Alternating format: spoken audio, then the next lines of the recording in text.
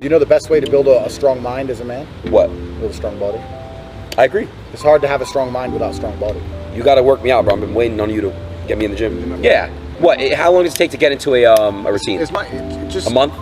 Yeah, a month. Routine's about a month? It's about the discipline you'd learn. It's about the pain. It's all, because I'll tell you something. He doesn't feel like training every day, but he trains.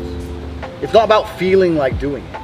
This is the point I said to you on our first ever stream. You're like, what's the fastest way to get a six-pack? I remember that. I know. I yelled at you and said, why are you asking me the fastest way? Why does it have to be quick? Fast, why are you trying to find easy, shortcut, bullshit solutions to everything? Some things in life are just difficult. They're hard. And the reason that you want a six-pack is because it has value. And the reason it has value is because people know it's hard to get. If everybody knew you could get a six-pack easily and quickly, then you would fucking want one. Do you have a six-pack? I don't know. I don't think so. Not like a problem. Maybe a little bit. But that's not the point. The point is, no, but it's not actually the point. I know. The point is, you have to do it when you don't feel like doing it. This is actually the bottom line of masculinity.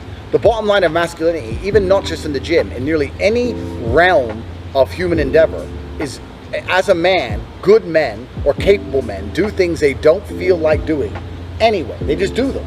And this, if you look at men, do you think the men in Ukraine and Russia right now feel like dying in a fucking ditch? No. No. Do you think the men who train every single day feel like training every single day? No. No. Do you think the CEO who works his ass off 20 hours a day and doesn't see his children feels like doing it? No, this is part of being a man. You have to just do what you don't feel like doing.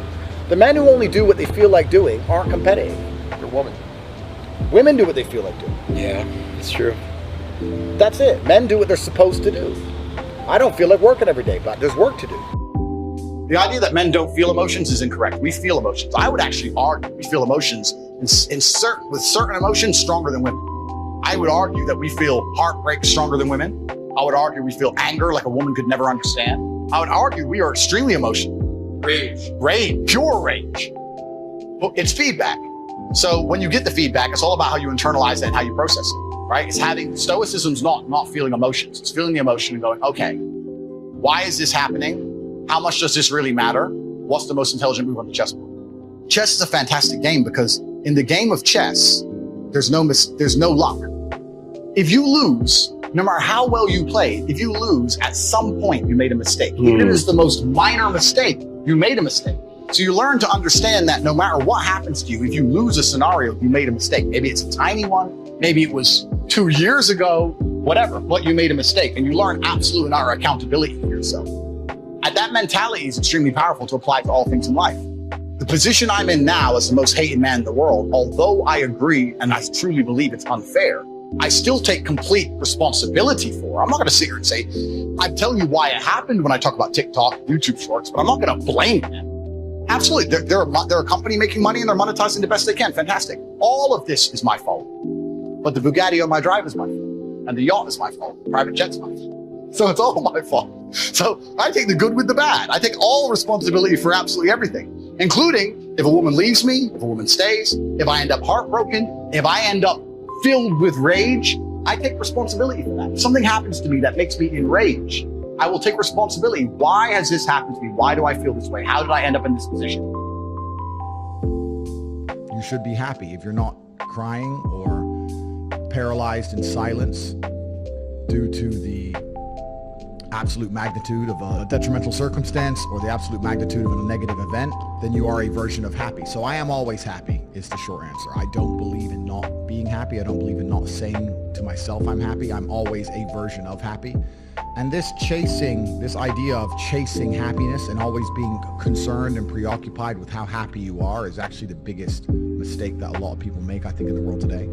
Especially men who wake up and go, oh, I don't really feel happy, so I need to get happier. And that's how they end up down a hedonistic path of drugs or alcohol or gambling, chasing pleasure. I don't care how I feel. I don't care if I feel happy or sad. It doesn't really affect what I do each day. I do the exact same things. I act the exact same way. I don't care. I don't put weight to the significance of the emotion. So I always consider myself a happy person, but if I woke up and I was slightly less happy one day than another, it wouldn't affect anything I do and I wouldn't put any relevance to it. I'm human and that's life. So yeah, am I any happier now that I have hundreds of millions of dollars than before I was broke? Not really, but I was never unhappy. I'm the same state that I was then, that I am now. I have work to do and I will do it. It's as simple as that. Well, also, there's no light without dark, and there's no joy without pain. You can't have a rainbow without a little rain. No matter how hard you chase pleasure and happiness, there's going to be dips and troughs in between. There's going to be come downs and downtrends, and you're going to have the juxtaposition between that time you were laughing your head off and acting giddish like a child, and the time that you feel depressed as such. And I think it's much better to just adopt a very disciplined, stoic mindset. I'm always the same base level of happy regardless. If I lost all of my money today, I would be the same happy. If my net worth quadrupled, I'd be the same happiness. But as long as I'm alive and the people I care about and love are alive, and as long as God gives me the honor of doing my duties and providing for the people I care about, as long as I get to wake up and know that there's a whole bunch of people in the world who need me, and I get to work hard to please them and do good for society and good for the world, then I'm a vessel of God, and I'm happy enough to survive. That's all I look at it as. I don't ever consider how do I feel. That doesn't cross my mind. I have things to do. I'm too busy. I have things to do every single day. I have very important things to do, and how I feel really is not going to affect how I complete those tasks. Motivation isn't real. Everyone says this. Motivation is not real. Discipline is real. I do not feel like training, but I still train because I'm a disciplined individual. You don't get to go through life only doing the things you feel like doing. So this is down to you, my friend.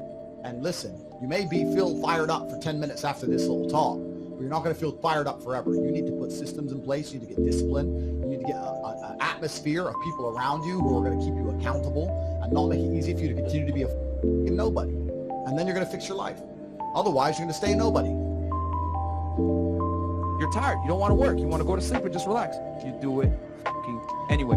That is the most basic imperative of the masculine frame, which has been destroyed in real time. They are trying to convince you that you should act how you feel. You should show more of your feelings. If you feel this way, you should show it. If you want to cry, cry.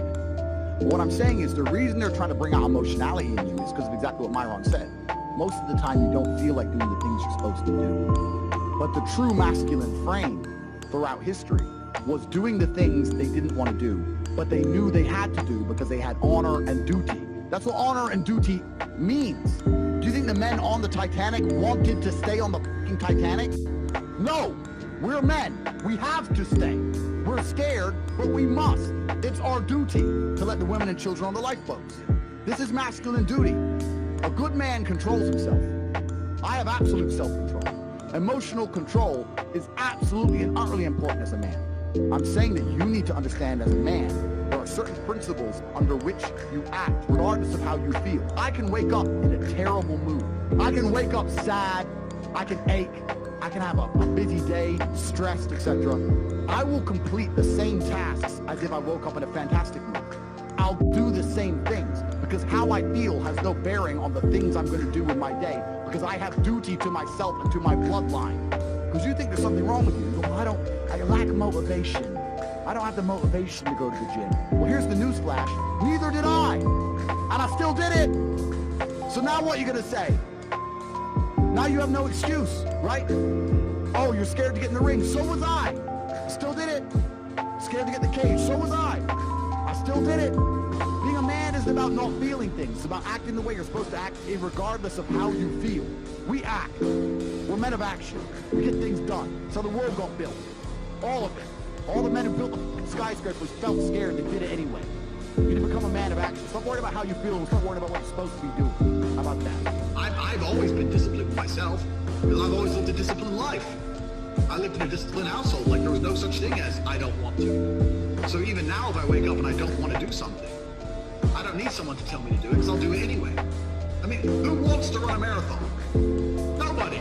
Who wants to do that? You just do it, don't you? Because, you know, it's the thing you're going to have to do, and you have to blood, sweat, tears. There is a version of the world where you can feel things and really not give a f*** how you feel. Like, if I feel sad, it does not change how I act, and it does not change the things I do. If I don't feel like going to the gym, I go to the gym. If I don't feel like working, I will still work. If I wake up in a happy mood, and I have a business to run, if I wake up in a sad mood, I have the same shit to do. I'm going to get it done. So where's the importance of it? It's in my mind, that's how I view it. Like, how does that affect what I'm going to do? Well, nothing. It doesn't. Motivation in and of itself is a scam. I don't believe in motivation. I believe in discipline. I am not motivated to do the things I'm supposed to do. I don't wake up full of like joy.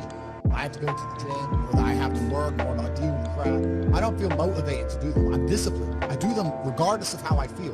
Whether I'm in the mood to do it or I'm not in the mood to do it, it gets done. That's discipline. Discipline's a real thing. Motivation is fleeting. You're never going to be permanently motivated.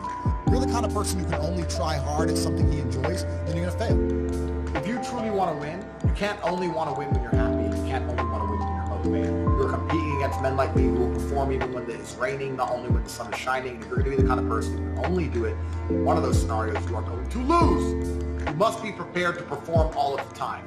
I have a lot of people who message me and say, oh, I struggle with motivation. And my answer is simple. Then stay a loser. If you can't find the motivation to not be a loser, then I strongly recommend you just stay a loser, stay in your lane, and stay out of my way. I have no time for people who cannot find the motivation to fix themselves and fix their own lives. I've been the kind of person who will perform 7 days a week. It doesn't matter how I feel, it doesn't matter what's happened, it doesn't matter if I'm happy or sad, things must be done.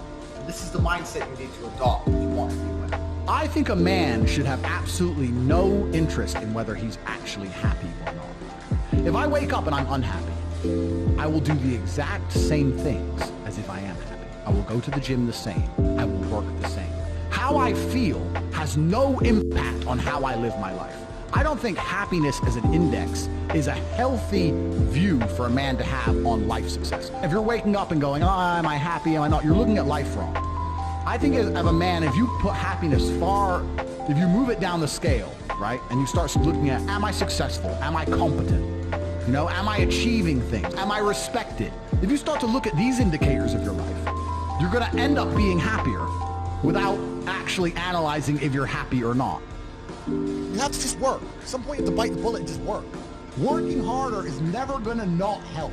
No matter what scenario you're in, working harder is never going to not help you. And it's amazing that I give different versions of the same answer for 99% of the questions I'm asked. Work harder. If you have a problem, whether you're broke, whether you're out of shape, whether your friend dies, whether your girl leaves you, whether you're depressed, whatever it is, working harder is almost always the answer. So you know what you need to do.